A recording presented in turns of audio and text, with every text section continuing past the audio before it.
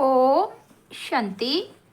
7 मार्च 2024 की साकार मुरली है। बाबा बोले, मीठे बच्चे, बाप का कर्तव्य है कांटों के जंगल को खलास कर फूलों का बगीचा बनाना। इससे ही नंबर 1 फैमिली प्लानिंग हो जाती है। आज का प्रश्न है, फैमिली प्लानिंग का फर्स्ट क्लास शास्त्र कौन सा है और कैसे? उत्तर है, गीता है फैमिली प्लानिंग का फर्स्ट क्लास शास्त्र, क्योंकि गीता द्वारा ही बाप ने अनेक अधर्म विनाश कर एक धर्म स्थापन किया। गीता में ही भगवान के महावाक्य है, काम महाशत्रु है। जब काम शत्रु पर जीत पा लेते हो तो फैमिली प्लानिंग स्वतः ही हो जाती है। यह एक बाप का ही काम है, किसी मनुष्य का नहीं। ओम शांति। शिव भगवानुवाच। बाप बैठ रूहानी बच्चों को समझाते हैं। इस दुनिया को तो आसरी दुनिया जरूर कहेंगे, नई दुनिया को दैवी दुनिया कहेंगे। दैवी दुनिया में मनुष्य बहुत थोड़े रहते हैं। अब यह राज भी किसको समझाना चाहिए? जो फैमिली प्लानिंग के मिनिस्टर होते हैं उन्हों को समझाना चाहिए। बोलो, फैमिली प्लानिंग की ड्यूटी तो गीता के कथन अनुसार एक बाप की ही है। गीता को तो सब मानते ही हैं। गीता है ही फैमिली प्लानिंग का शास्त्र। गीता से ही बाप नई दुनिया की स्थापना करते हैं। यह तो ऑटोमेटिकली ड्रामा में उनका पार्ट नूदा हुआ है। बाप ही आकर के आदि सनातन देवी देवता धर्म की स्थापना करते हैं अथवा प्योर नेशनलिटी की स्थापना करते हैं। अपने को देवी देवता धर्म का ही कहेंगे। गीता में भगवान साफ बतलाते हैं कि मैं आता ही हूँ एक धर्म की स्थापना करने, बाकी अनेक सब धर्मों का विनाश करने। तो इससे फैमिली प्लानिंग नंबर 1 हो जाएगी। सारी सृष्टि पर जय जयकार हो जाएगी और एक आदि सनातन धर्म की स्थापना हो जाएगी। अब तो बहुत मनुष्य होने कारण बहुत किचड़ा हो पड़ा है। वहाँ के जानवर पक्षी आदि सब फर्स्ट क्लास होंगे। यो देखने से ही दिल खुश हो जाए, डरने की बात नहीं। बाप बैठ समझाते हैं, तुमने मुझे बुलाया ही इसलिए है कि आकर फैमिली प्लानिंग करो, अर्थात पतित फैमिलीज को वापस ले जाओ। फैमिली प्लानिंग की स्थापना करो, पावन फैमिली की स्थापना करो। तुम सब कहते थे बाबा आकर पति दुनिया खलास कर नई पावन दुनिया बनाओ। यह बाप की ही प्लानिंग है। देखने से ही दिल खुश हो जाए। लक्ष्मी नारायण को देखने से तुम्हारी दिल खुश होती है ना? वहाँ तो यथा राजा रानी तथा प्रजा सब फर्स्ट क्लास होते हैं। तो यह फैमिली प्लानिंग की युक्ति ड्रामा में नूदी हुई है। तुम बच्चों को समझाना है, परलौकिक बाप तो सतयुगी प्लानिंग की युक्ति तुम बच्चों को समझाना है, परलौकिक बाप तो सतयुग प्लानिंग फर्स्ट क्लास करते हैं। कांटों के जंगल को ही खलास कर देते हैं।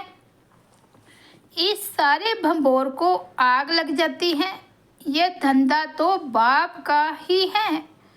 तुम कुछ भी नहीं कर सकते हो, कितनी भी मेहनत करो, सक्सेसफुल कोई हो ना सके। बाप कहते हैं, जिस काम विकार को तुम अपना मित्र समझते हो वह बड़ा भारी दुश्मन है। बहुत हैं जो उनके मित्र बन जाते हैं, बाप ऑर्डिनेंस निकालते हैं, तुम इस पर विजय पहनो, तुम समझाओ। बाप कहते हैं काम महाशत्रु है।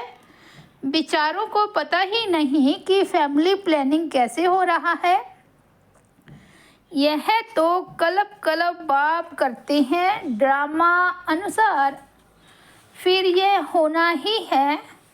सतयुग में बहुत थोड़े मनुष्य होते हैं, इसमें फिक्र की कोई बात नहीं। बाप प्रैक्टिकल में ये काम कर रहे हैं। वो लोग कितना माथा मारते हैं। एजुकेशन मिनिस्टर को भी समझाओ, अभी के करैक्टर्स कितने खराब हैं, देवताओं के करैक्टर्स कितने अच्छे थे। तुम बेपरवाह होकर वाणी चलाओ, बोलो यह कोई तुम मिनिस्टर का काम नहीं है, यह तो ऊंचते ऊंच बाप का काम है। इन देवताओं के राज्य में एक धर्म, एक राज्य, एक भाषा थी। कितने थोड़े मनुष्य थे, परंतु ऐसी युक्ति से बोलना बहुत थोड़ों को आता है। वह रुहाब नहीं रहता है। उन्हों को यह लक्ष्मी नारायण का चित्र दिखाना चाहिए।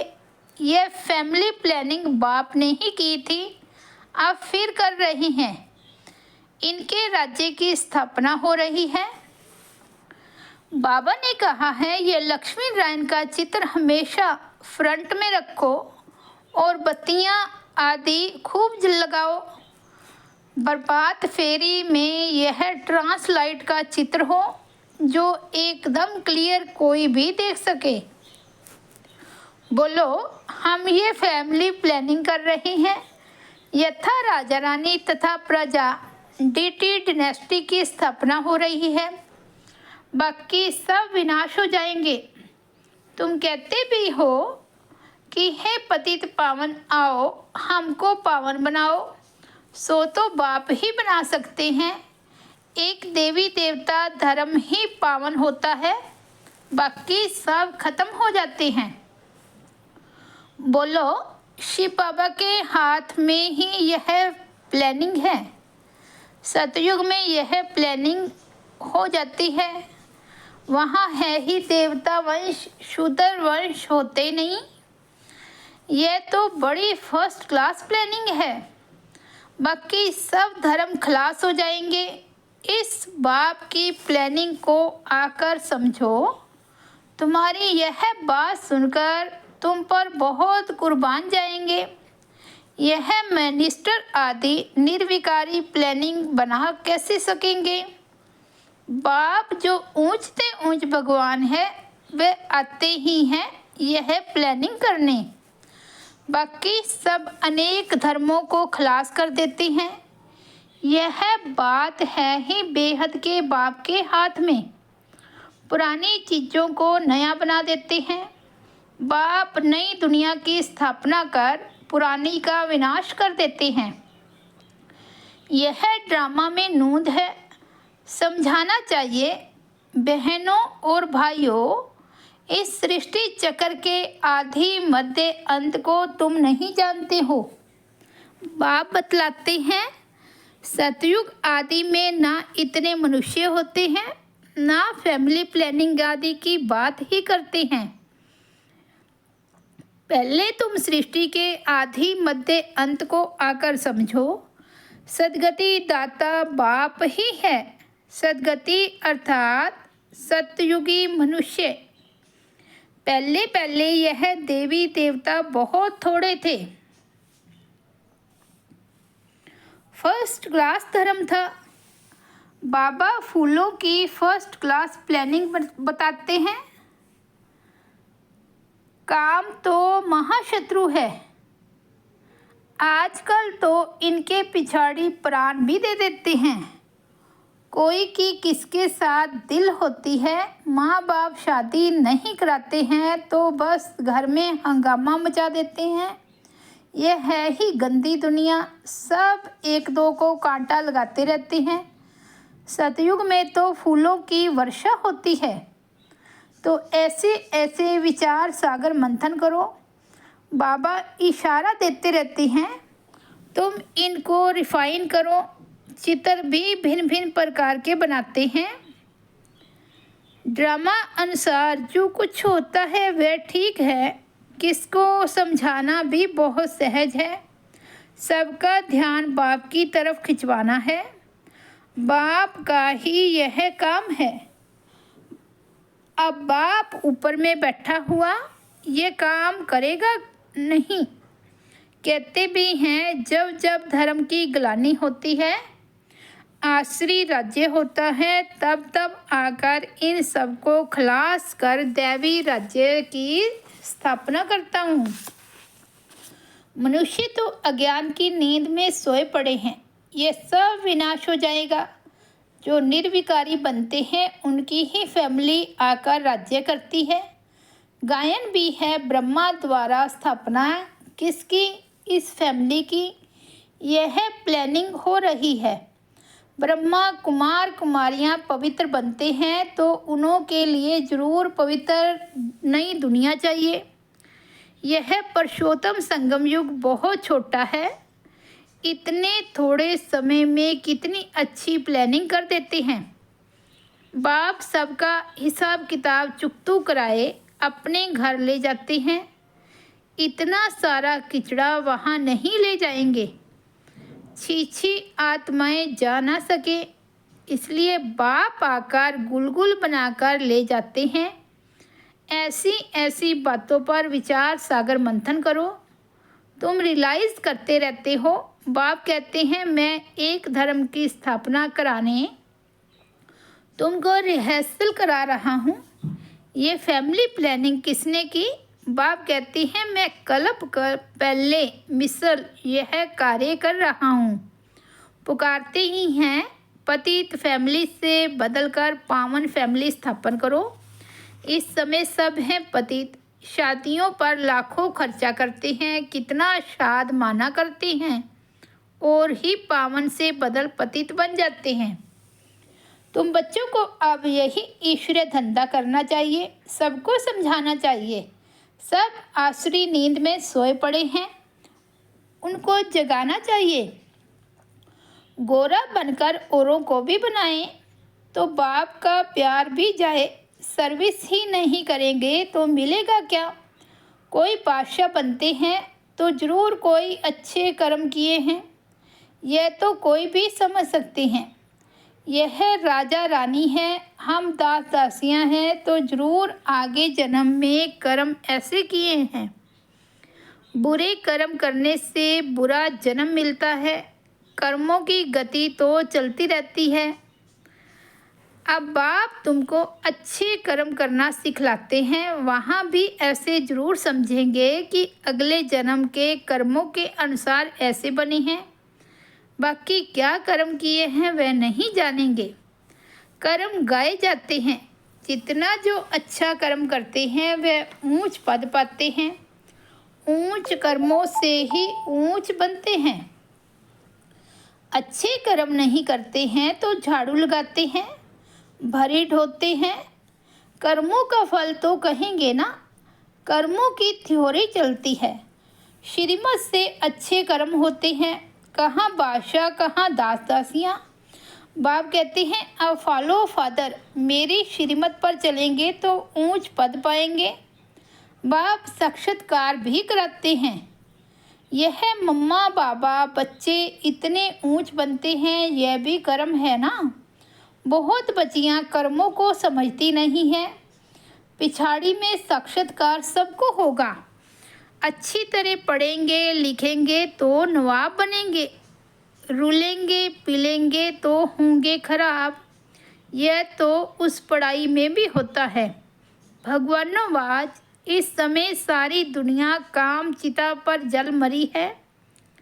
कहती हैं स्त्री को देखने से अवस्था बिगड़ती है, वहाँ तो ऐसे अवस्था नहीं बिगड़ेगी।